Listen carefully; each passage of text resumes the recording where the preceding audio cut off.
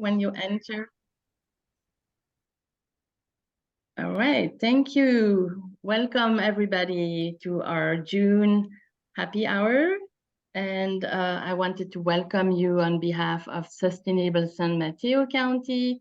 I'm thrilled that you're able to join us. My name is Christine Kolzauk, and I'm the Executive Director at Sustainable San Mateo County. And today we can look at the next slide, please. Today is all about what's next, parking electrification for all. We are going to look at what's going to happen for the next stage in residential electrification. So thank you so much to join us again tonight. We have a pretty jam-packed program with some excellent and very knowledgeable speakers tonight. And what we'll do is I will start by giving a brief presentation about our organization, Sustainable San Mateo County. Many of you already know what we are and what we stand for, so I'll keep it fairly brief. And then have one of our short, beloved trivia segment before I'll hand it over to our speakers. And then we'll finish by having a pretty interactive discussion segment. So we can get started. Next slide, please. So SSMC at a glance, our Sustainable San Mateo County, we are a local nonprofit. We serve the county of San Mateo and its 20 cities and towns. We've been around the block for quite some time now, over 30 years to be correct. And we firmly believe that for true sustainability to happen, which is basically our vision, is a sustainable San Mateo County. For in the county, we believe that the 3 E's need to happen. So basically that's a green economy, social equity, and a healthy environment, and the need to be in balance for us to have a sustained and sustainable future. So now I want to go into how we do help accelerate and scale up sustainability in the county and also beyond. So here you see a quick glance of our main programs. Smack in the middle, you see our virtual happy hours. So that's part of the program that we are having tonight. And in a nutshell, all our programs are highly integrated, and some cover more like the metrics and measurement side of things, because we believe it's really important to know how to make progress. And for that, you need to be able to measure what you're doing. So under that, we have our indicators report program and the sustainability dashboard program. Then we also have programs that are more about providing tools and resources to our cities and our local businesses to accelerate sustainability. That's where we have the Sustainability Ideas Bank. And then last but not least, every year we also love to recognize our local heroes. There are individuals and organizations that help advance sustainability, and we believe that's an important piece too, because we need to be inspired and we need to learn that it's possible to make great things, and hopefully others will get moved to do the same as well. So now I wanted to move on to do a quick presentation of the people that make the happy hour possible. So that's our team. We have Kirsten Keys. She's our board vice chair and the liaison for the happy hours. Often she does the moderation. Unfortunately, she's not able to be here with us tonight. And then we have Leanne Eberhardt. She's been a long-time Sustainable San Mateo County volunteer. Terry Nagel is our board chair and has been doing a lot of work on the PR and outreach front. And then I wanted to say extra thanks to my staff, Sarah Hubbard, that I would like to introduce to everyone. She's our new program manager for the dashboard program, the Sustainability Ideas Bank, and is here with us tonight. She will run the trivia segment. And also Jill Reed, many of you already know Jill. She's my executive assistant and has been working hard in the back as well to make this possible. So I think with that, let's move to the next slide. So wanted to thank all of you for your support, and we definitely want to hear from you. So there are ways to become involved with our organization. You can check our website to see that.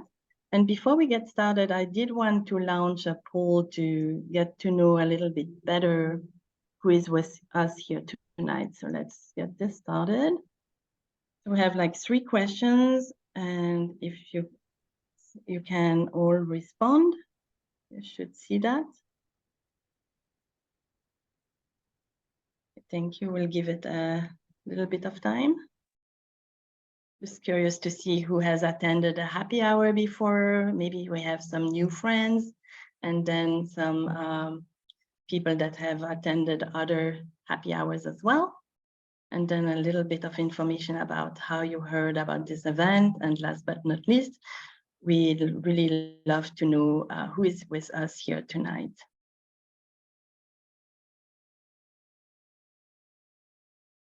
Okay, so I think we can end it here, and let me just quickly share the results. So that's great. I mean, it looks like for many of you, it's your first happy hour, so welcome again.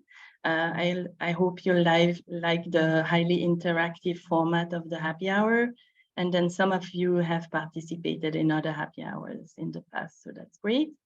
And then here we have a little bit more information about how you heard about this event. So it looks like many of you are subscribed to the newsletter. We'll have all of you subscribed. Feel free to unsubscribe, but usually those are infrequent communications. So hopefully this will be a way for you to keep in touch and learn about what planning to do in terms of programming. And then in terms of your affiliation, so I see that more than half of you are San Mateo County residents, which is terrific. And then we have a pretty good spread between the various segments. So great, welcome everybody again. So I think I'm going to stop this here. We can go to the next slide. All right, so we already did that. And so if you want to do that, I mean, feel free to share your green drink in the chat, especially when the pandemic started. That's what we're doing. We all had like green drinks. I mean, tonight I'm just drinking water with some limes, but feel free to share. And then, I mean, I also wanted my staff to include the link. We're actually currently recruiting for a part-time position for a program manager for indicators reports. So feel free to share widely if you know someone that may be interested.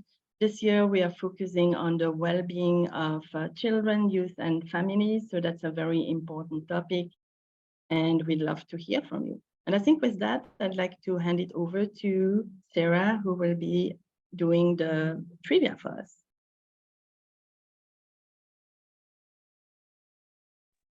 So trivia during the happy hour is a long-standing tradition. Welcome to those of you who are new to this. The first question is, single-family and multifamily housing together account for what % of San Mateo County's building square footage? So put your response 1, 2, 3, or 4 as a comment, and we'll see what people say. I'll give you all a moment to do that. Add that to chat. Looks like we have lots of 2s and 4s, a couple 3s. All right. The correct answer is 1. Believe it or not, more than 90% of, more than 90% of square footage in San Mateo County is dedicated to single family and multifamily space. That is one of the reasons why it's so important that we electrify our homes. The next question, electrifying all residential space and water heating in San Mateo County would reduce annual greenhouse gas emissions at levels equal to eliminating how many gas-powered cars? Again, put your response in the chat.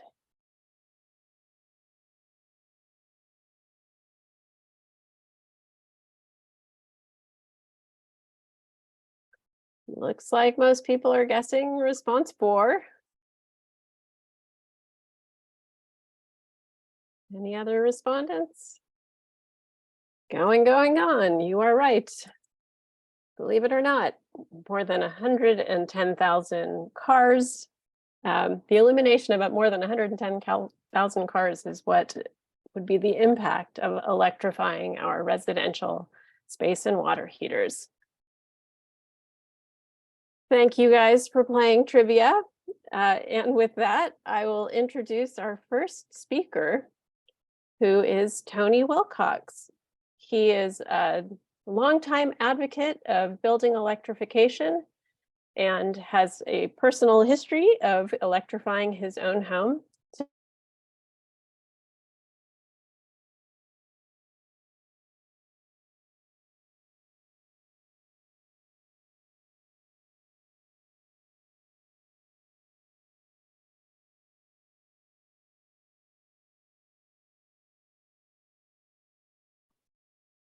Did we lose Sarah? Yep. Well, I think I'll just welcome Tony, and just will say that he has had experience firsthand with electrifying his own home. And Tony, I think we'll just hand it over to you. Great. Thank you very much for the halfway great introduction. I think the slides are you, am I going to show slides on my end, or are you going to show yours? I just got a text, and I mean, we have to be prepared. So I think I'm going to do the slides because it looks like the power just went off at Sarah's. Okay. So that's unfortunate, but I mean, let me just. I can also share mine if you want. It's fine. Here we go. However you want. Just bring you right here. And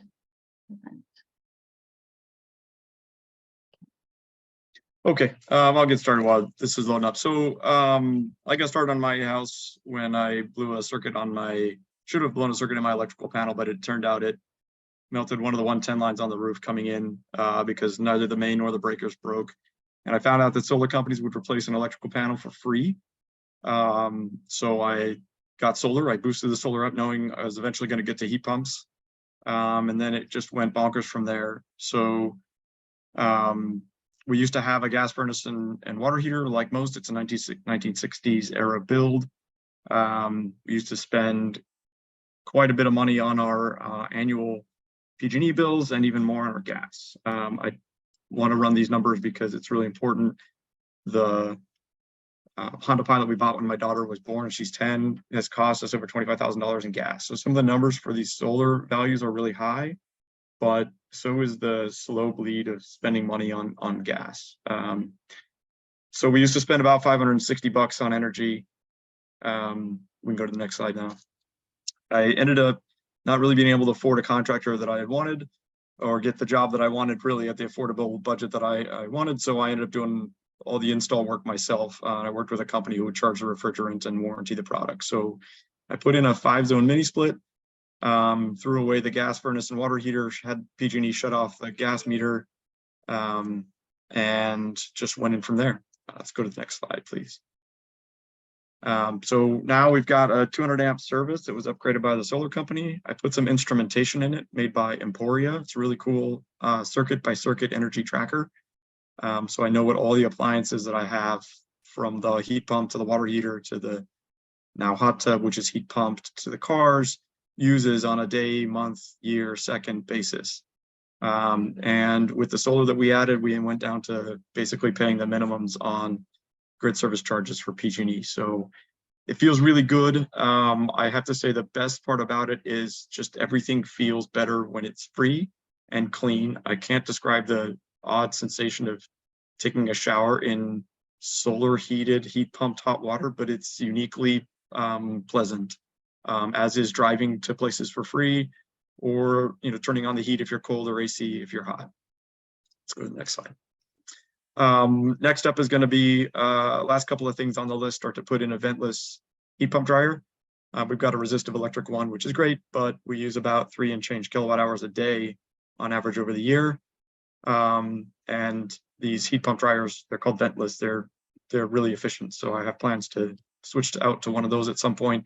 And I'm really waiting for a bidirectional charging system because we're charging our cars right now on a single 110 volt plug, which is doable. But I want to wait to find out what these bidirectional charging systems look like so I don't lose power during these power outages.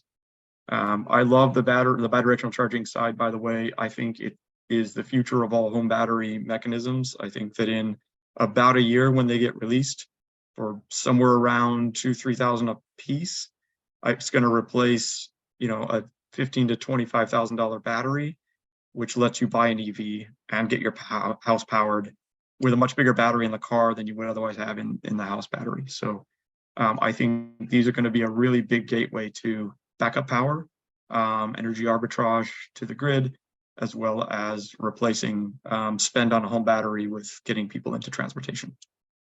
All right, sorry, next slide now. Folks always ask me where to start. I started on solar. I really think it's a good place to start. Once solar is cheap, the electricity, the feeling of using natural gas to burn something for heat is archaic, and it really starts to feel like it's a waste. So my advice is go get some solar quotes and oversize it. Make it big enough to cover the future uses for whatever you plan to do on an electrification basis. So our system cost at the end of the day was pretty expensive, right? It's a $30,000 system. That produces about 18,000 kilowatt hours a year. That's about $5,000 of earnings a year. And that comes into about a 17% ROI for us. So I'm a really big proponent of buying solar as an investment vehicle, but it should also be the first thing you consider because it allows you to have really low cost or very cheap electricity to power all these heat pump things.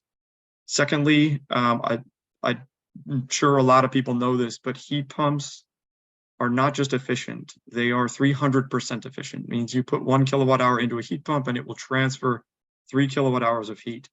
I'm sure that that's been burned into you. If it hasn't, wrap your head around that. You will cut your energy use in a third compared to a 100% perfectly efficient heating system. So heat pumps should be on everything you can heat pump. It should be on your space heat, it should be on your water heat, it should be on your hot tub, your pool, and your dryer.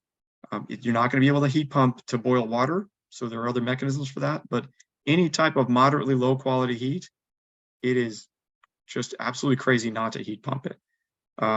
So do consider replacing everything you have that's either resistive electric or worse, natural gas with a heat pump. You'll cut your energy use in somewhere between 75% down to 66 to 75% lower than what you're currently using.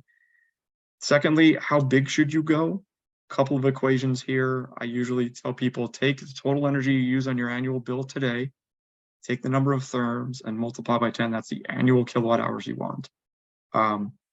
Add to that 3,000 kilowatt hours for every 12,000 miles you want to drive on an EV, roughly 1,000 for a resistive electric dryer if you're on gas, something less if it's a heat pump dryer.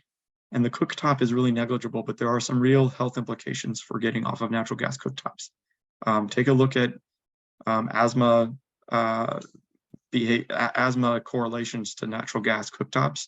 I found this out recently. It was pretty surprising. I have kids, and after I found that out a few weeks ago, I certainly would have obsoleted a natural gas cooktop if I had one, but it's not a huge energy consumer.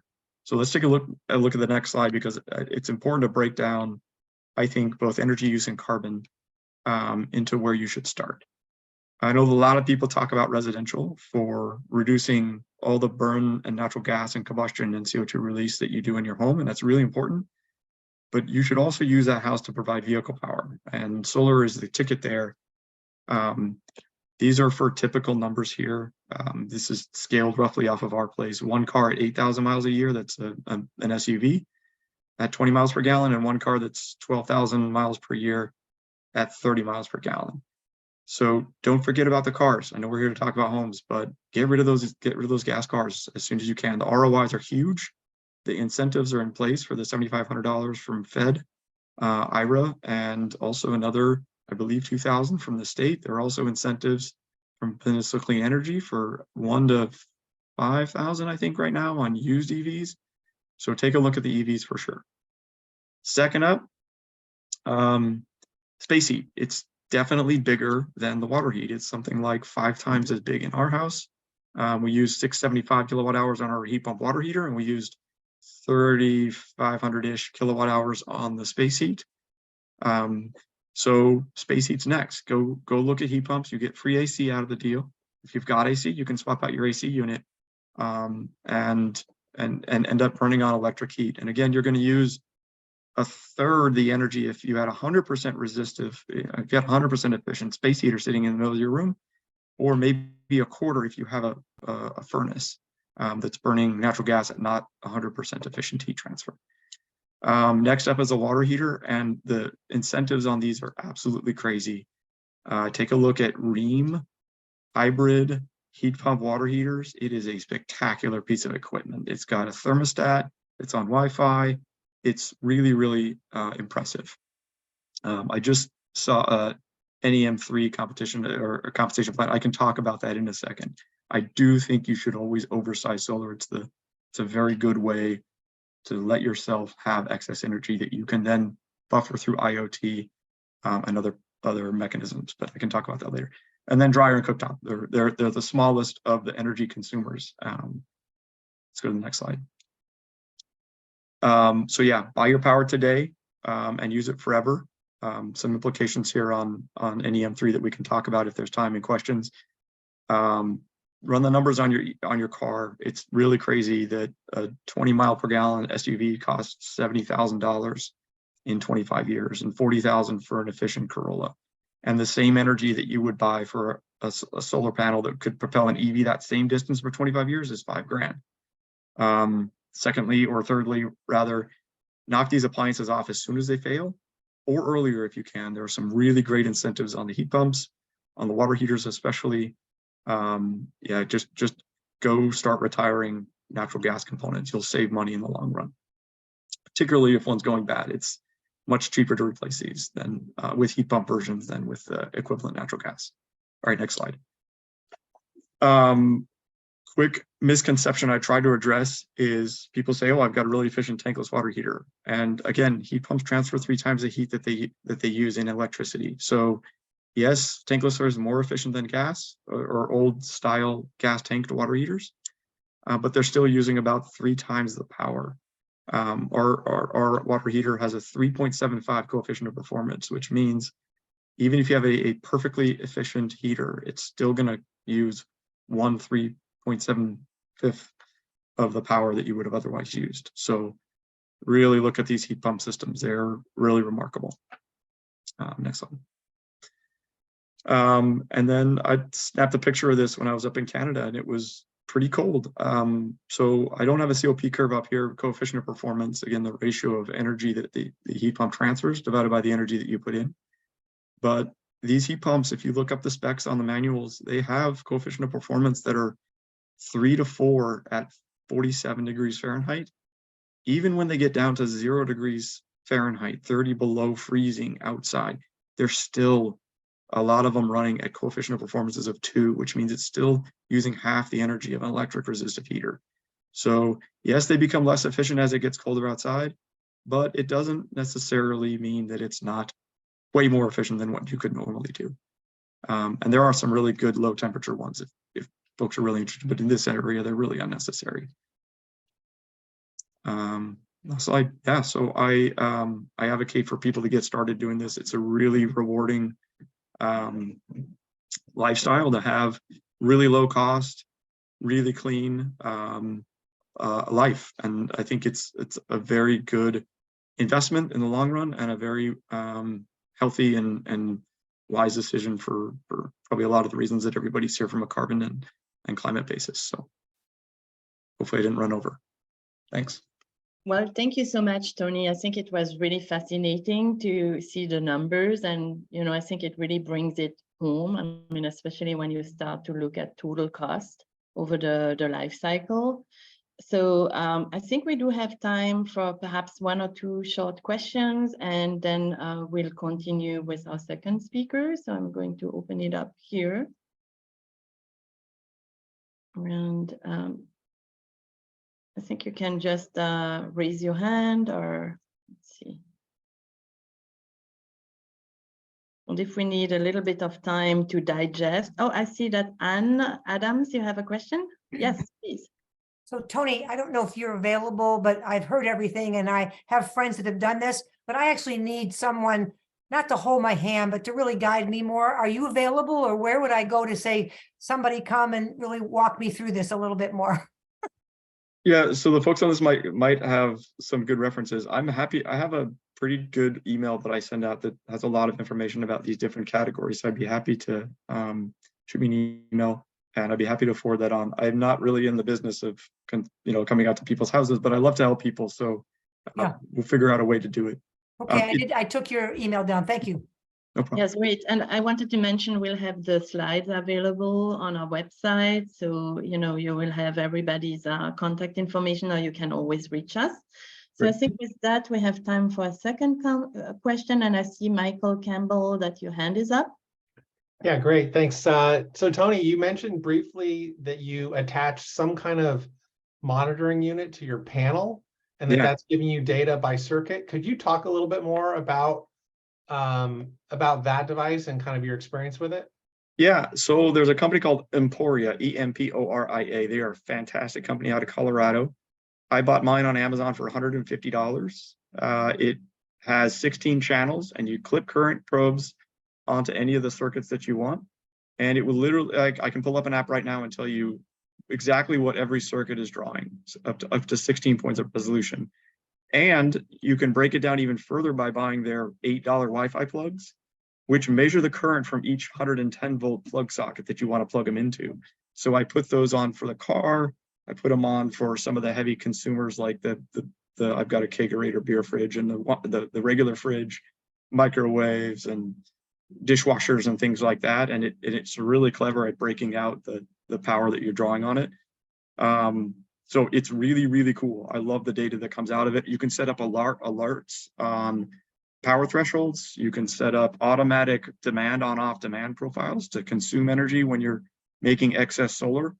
It's really slick.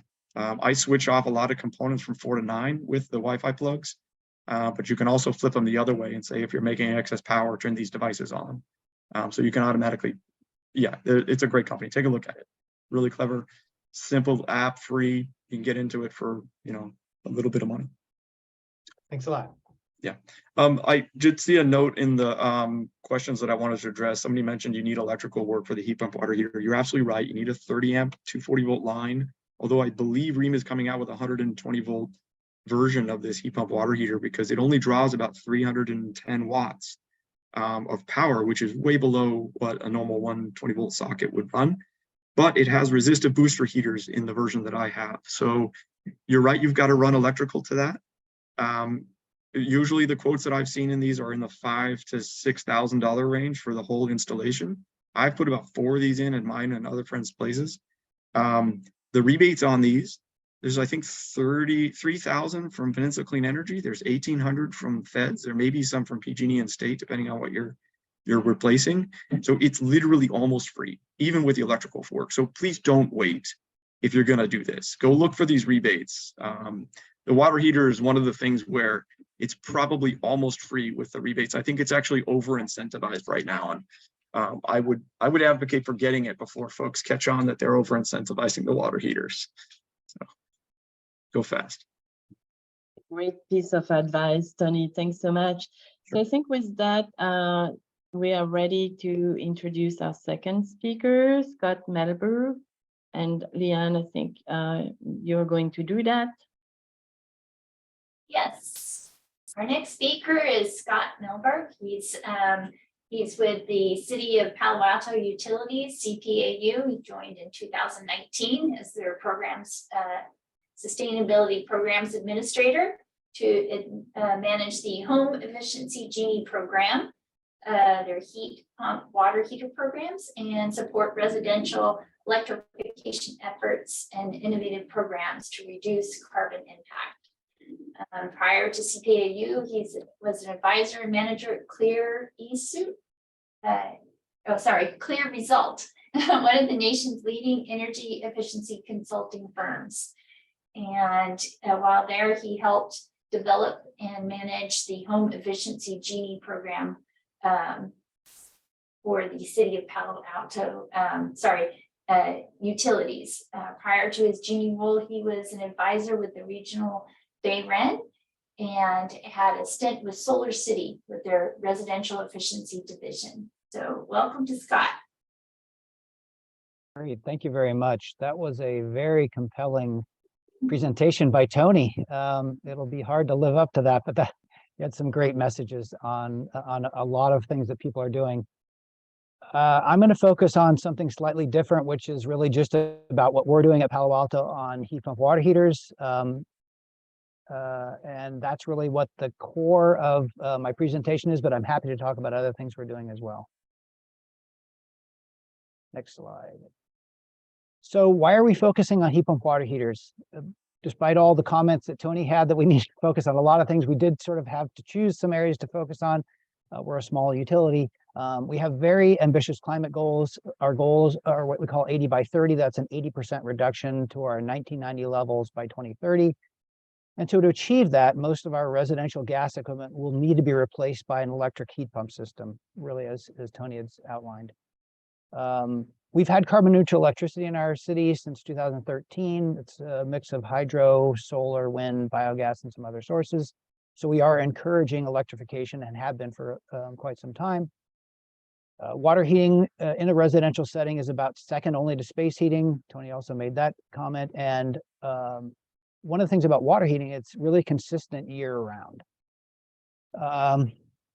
So with that comes some constraints. Our engineering and operations team, they're a bit concerned about full electrification, so they want to do this strategically. Heat pump waters do have a little bit less impact on the grid, and to Tony's comment about different amperages, they do make ones that are not only 30 amp, but 15 amp and 120 volt. So, and those 120 volt plug-in models literally can be plugged into an outlet. They have ones that are for dedicated circuits or just a shared circuit. So it's really innovative. We're counting on using those as well. A heat pump, hang on just a second, not quite ready, but that's okay. The heat pump water heater also has less impact on the grid than a heat pump HVAC system, typically, not just to discourage people from doing that, but grid impacts are greater from people adding HVAC systems because they do have more impact. The other kind of component of this is a heat pump water heater is also less impact and disruption. If you do a heat pump HVAC system, it is good to look at your building.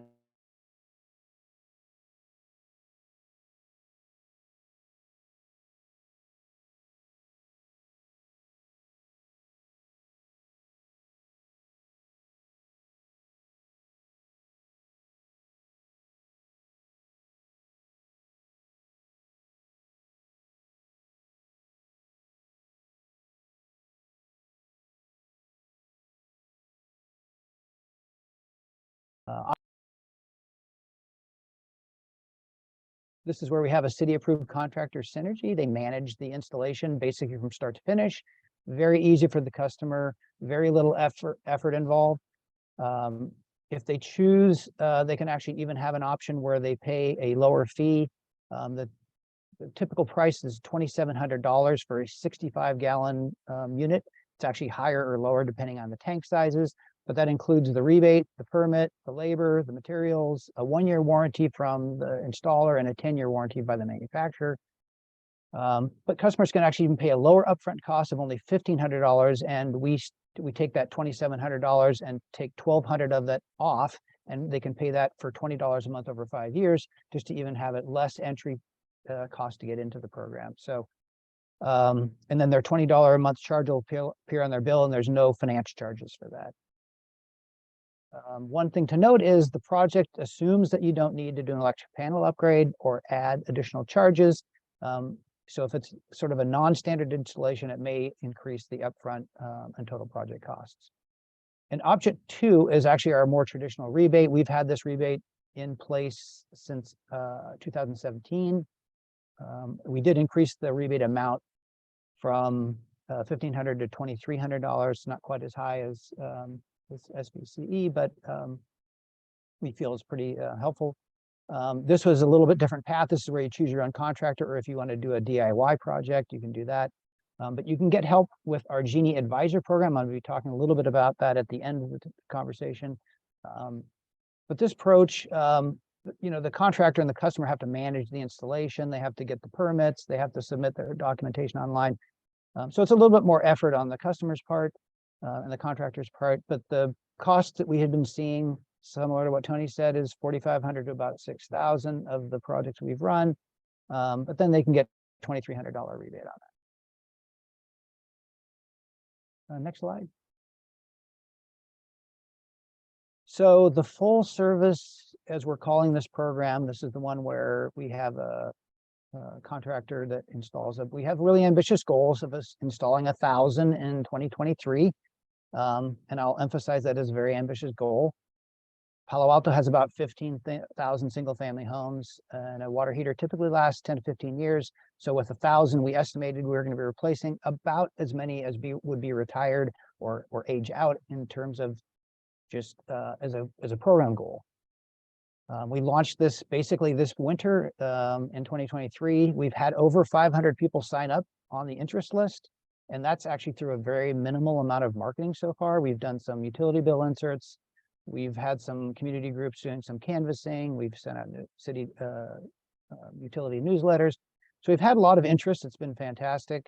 Of those 500, we've had about 400 that have had a site assessment. That's really to evaluate the home. First thing we need to do is to see what the site looks like for installing one, whether it's electrical or the location, plumbing, a number of considerations. So the vendors looked at about 300 of those. At full deployment, as I said, this goal is ambitious. We would need to install about 30 heat pump water heaters a week. That's about 6 a day. That's a lot, just in simple math of having one contractor do all that. And at the present time, we do only have one contractor. It's Synergy. They're a statewide contractor. They've done a program similar to this of what we call direct installs through SMUD.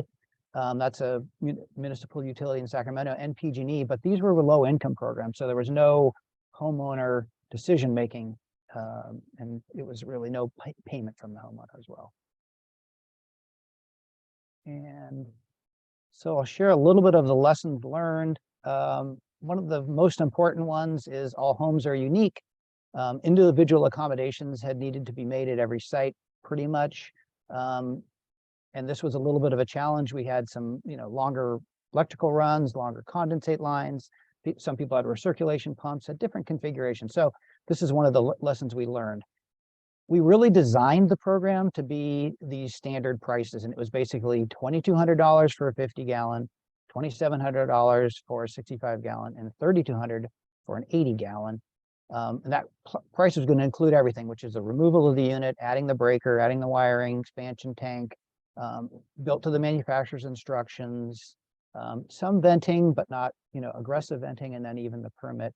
What we found, though, is the pricing had been a challenge. We probably, the lesson learned is that a lot of them weren't standard. They weren't as straightforward as we'd hoped. So most of this non-standard work really requires some sales work, because now you have to inform the customer that there's going to be a little additional charge, whether it's for an additional wiring, some additional venting. So anyway, that was a bit of one of the lessons learned. Another one is the standard warranty is a year. But the vendor had agreed and was interested in offering a extended 5-year warranty, and a lot of people have taken that. So that is a lesson learned. I would probably suggest offering the longer warranties so that people feel more confident about the technology, because most people don't know what this is, don't know, don't want to be sort of left in the dark after a year. We've also had some staffing challenges and capacity challenges, both with both our vendor on the Synergy side and on the Home Efficiency Genie side. I think everyone has staffing challenges for various reasons if you're in industry or in this field today. So we've worked through a bunch of those and it's improving now, but that has also been part of the challenge. Next slide. Yeah, and so I did mention earlier the Genie. That's a program that the City of Palo Alto launched in 2015. It actually provides all types of energy efficiency and electrification support for all Palo Alto residential customers. It starts really with free over-the-phone utility bill review, efficiency advice, electrification advice. All that is available with trained energy efficiency advisors. Like I said, it's free. For subsidized fee, we also offer a in-home comprehensive assessment, which includes full diagnostics, like basically a blower door test, thermal imaging, a real comprehensive evaluation of all the equipment to make sure that if you're going to do some electrification projects, you have all the information you need. And during COVID, we actually developed one that's a virtual assessment, and that actually has worked out really well. A lot of people are interested in that. It's you basically have the technician walking through the home with the homeowner and a really cool smartphone app that our vendor had developed, and it allows the homeowner and the technician to be able to talk real time about concerns with efficiency, looking at equipment and making evaluations and basically lists of things that they want to do. And then another assessment tool we have is called the Home Electrification Readiness Assessment. That's a big mouthful, but that really was developed also to really look comprehensively at the electrical panel and to look at the capacity of the panel, what's on the panel existing, and then also what potential loads might be to add that. It doesn't replace necessarily working with an electrician, but it definitely gives a homeowner an idea of where the potential is if they can potentially add electrification related upgrades. The Genie also has lists of home performance contractors, electricians, heat pump water heater installers. And I'll just add here that we're the City of Palo Alto Utilities is a municipal utility, so we are not part of BayREN or some of the regional programs. So we've had to develop some of these just on our own, and that's because, like I said, we're a municipality who doesn't participate in those programs just because the design of those are for the IOUs. But the kind of great and just one last point is the great part about this Genie program, and it's been very successful over the many years we've had it, is it's impartial advice. It's, people get, I think one of the first questions was, how do I get started? Or is there somebody who can offer me advice on this? Well, this is what this program is for. It has morphed since 2015. We weren't focusing on electrification. We were focusing on building envelope and other efficiency upgrades, but now it's really focused now heavily on electrification, giving people the tools they need, the information they need, review estimates and bids impartially, so the people can come to the advisor and know that they're not going to try and get upsold or get it's a very helpful tool. The Genie program has assisted about 1,600 people so far since its inception, and that is the end of my presentation. But happy to answer questions. Well, thanks so much, Scott. I think in the interest of time, we'll take one short question and we'll have more for discussion. So Rick Johnson, I see you have your hand up. Yeah, Scott, very quickly. I have a standard electric gas house, but I'm thinking about doing an ADU. If I did the ADU, would that be cheaper for me to do if I did just the present house and the ADU? To do them, you're asking if you should do them separately or together? Together. Yes, you absolutely would. I would encourage you, and actually, Tony probably even could chime in on this as well. But ADU, if you're designing an ADU now, absolutely that should be all electric. I wouldn't even consider anything else. For Palo Alto, any new construction in Palo Alto, we have reach codes that you're not even. You can't even do a mixed fuel home anymore if it's new construction, and the costs are lower. The You don't need to spend as much in gas plumbing. There's just a lot of savings that can be done. Right. Beautiful. Thank you. Okay, great.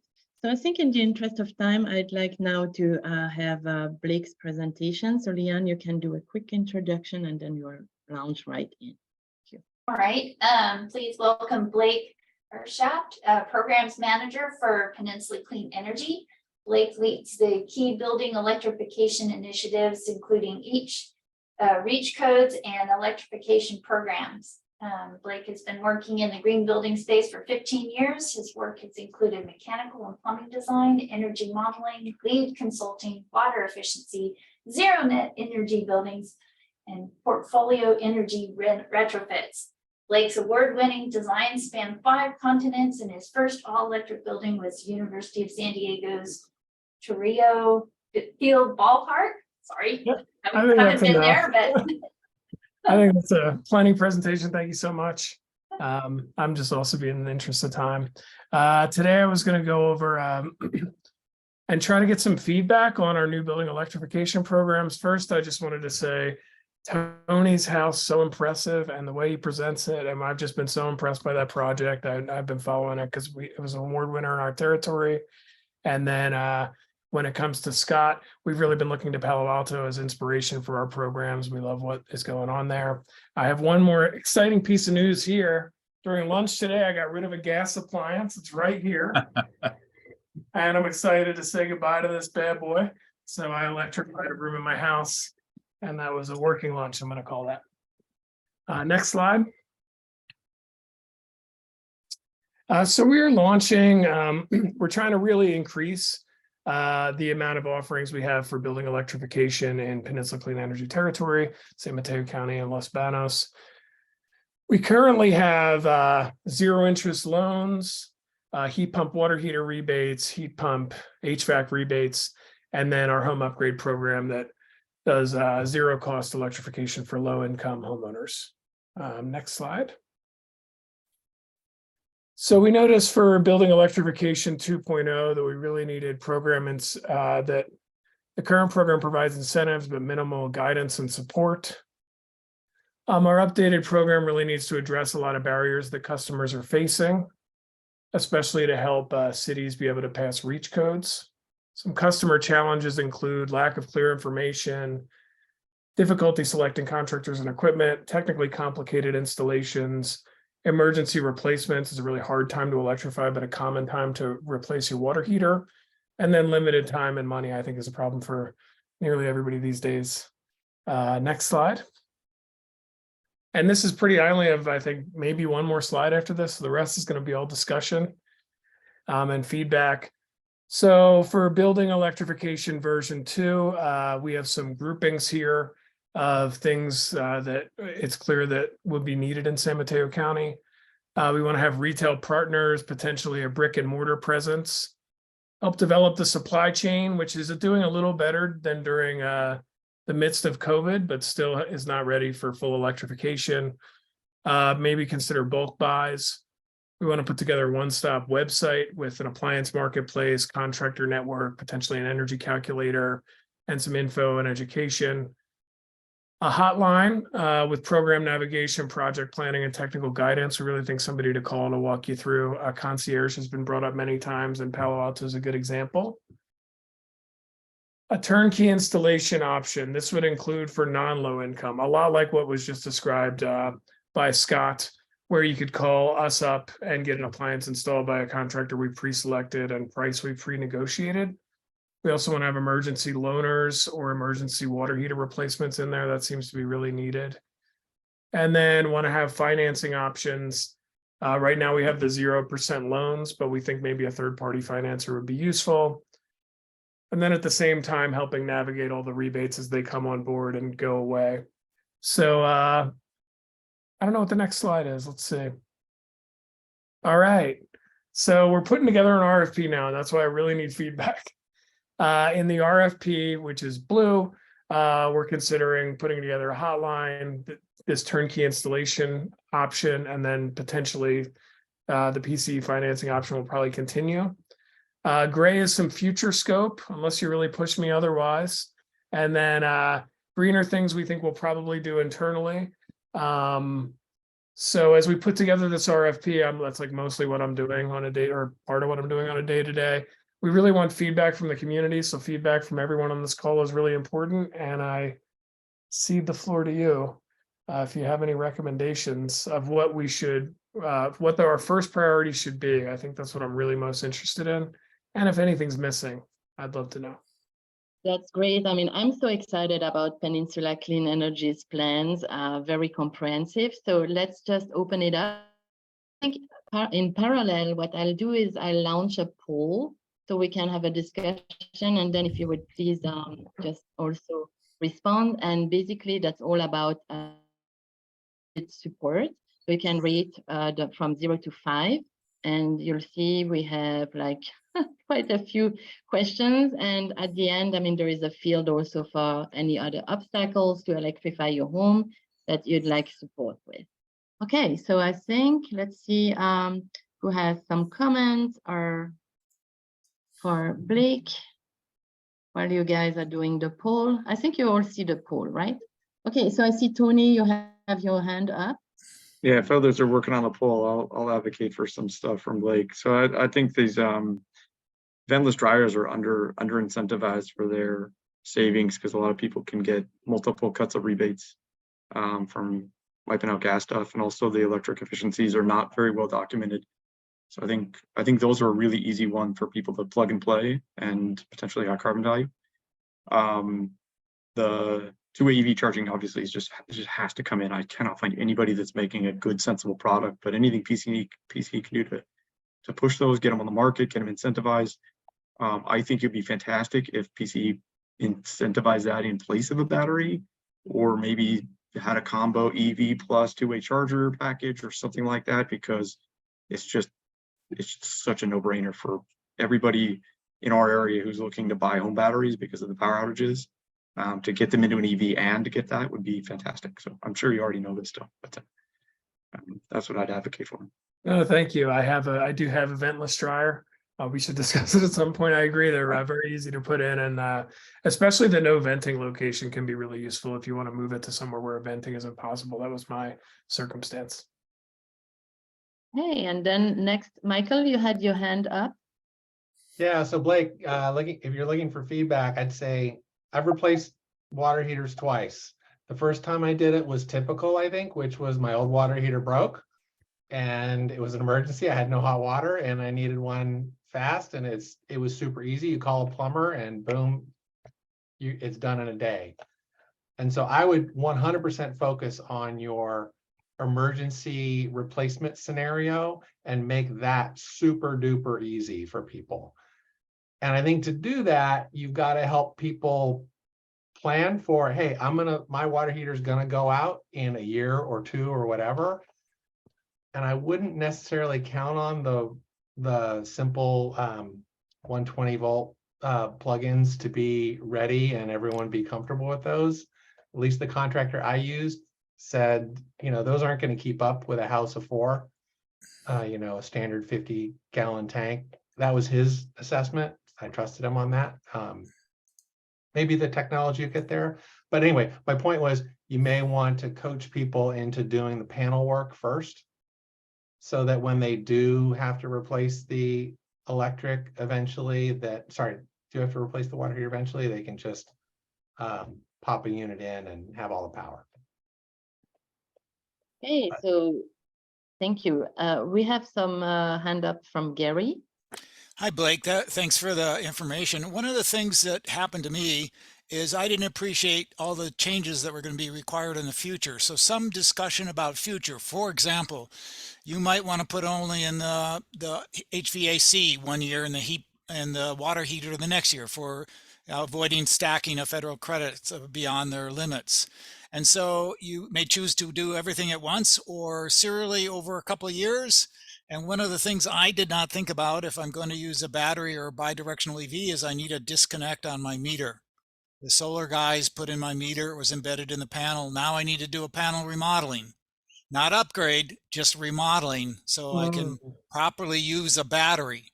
So you don't change your electric panel as often as you do your cell phone. So you got to get it right.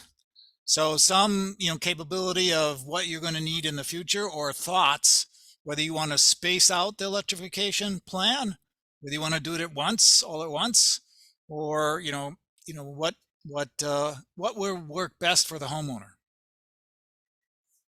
Yeah, thank you, Gary. I think as we are also embarking on electrifying our home, I mean, we find we have the same question. I mean, especially, when you do like long-term planning, to have a little bit of help to figure out what all we have to think about. I think that's often, it's pretty overwhelming. And so it's nice to make sure that we have everything in place. Okay, so let's see if we have some other comments from people here. I also want to note to Gary, we've seen some cities interested in requiring when a panel replacement happens, you do the pre-wiring. City of San Mateo and Portola Valley have reach codes that require that. So maybe a policy could be another good opportunity for that. And maybe speaking to your local elected officials could be an option. They seem a little bit myopic, but because just pre-wiring is not always sufficient. Yeah, So- yeah. I'll look into that disconnecting as well. We should include that in our model as well. So thank you. If I can chime in, it's pretty complicated. I've been also through all the electrical work, and I would say have a look at span panels. They actually incorporate these, and they're $3,500 panels, and it's a lot, but they are coming out with 2 EV chargers as well, like many, and they will have that built into the panel. So if I were replacing mine right now, I would go with something like that, because then you can work smartly with other systems. But a lot of the 2 EV chargers coming out already have a disconnect included in the unit. But then that needs to feed a sub panel, and it gets to be a little bit of electrical work to do so. And those products are not on the market yet, so specs not yet available.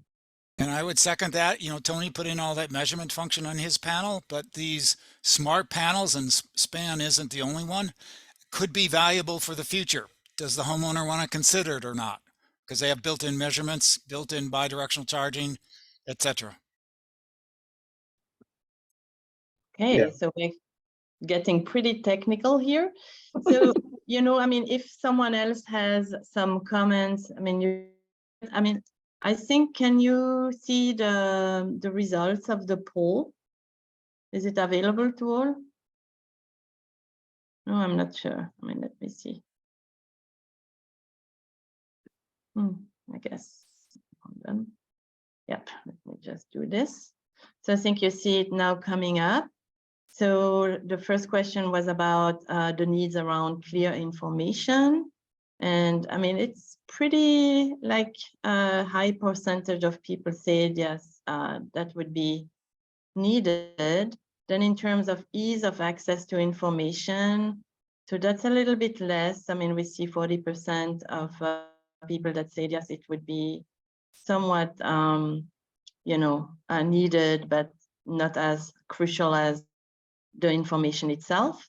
Then looking at selecting contractors and equipment, no surprise. I mean, more than half of the people that took the poll said that this is really important.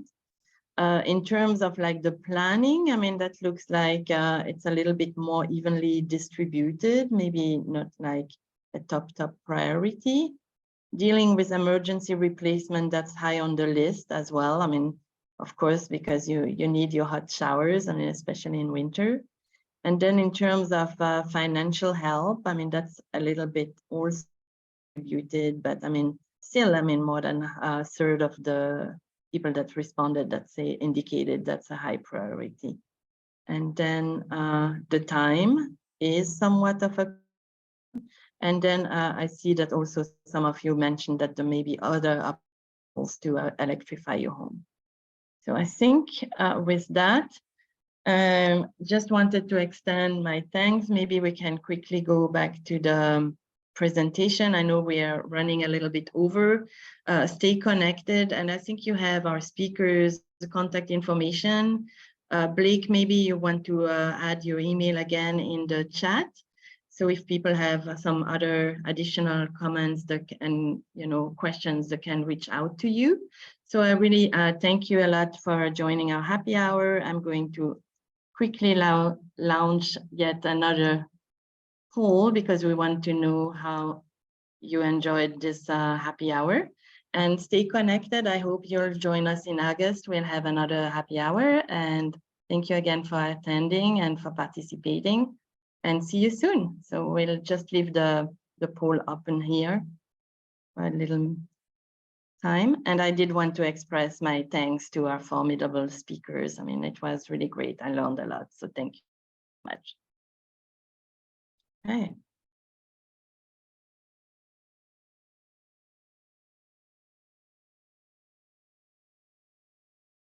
Let's give you another minute or so to answer the poll. Thanks for those of you who can stay.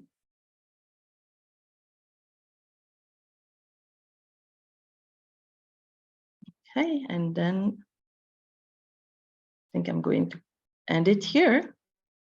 And I can briefly share for those of you who are still on.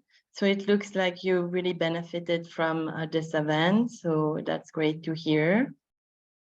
And yeah, we learned a lot. I certainly did. And that's great news. I mean, it looks like after this event, a lot of you are more likely to electrify your home. So that's what we hoped. We hope to demystify the electrification process a little bit. And then, you know, again, stay in touch if you have any future suggestions for future happy hours, either for the topics or the speakers. We would be grateful to hear from you. So with that, I wish you a happy evening and thanks again. And we'll see you guys in August. Take care. Bye-bye.